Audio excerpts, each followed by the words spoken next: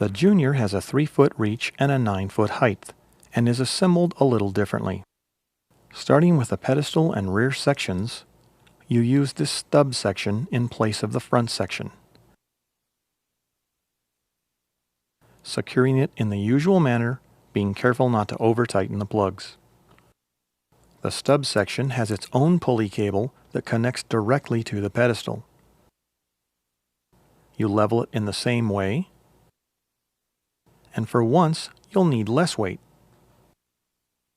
With today's lighter video cameras, this configuration can easily be used indoors.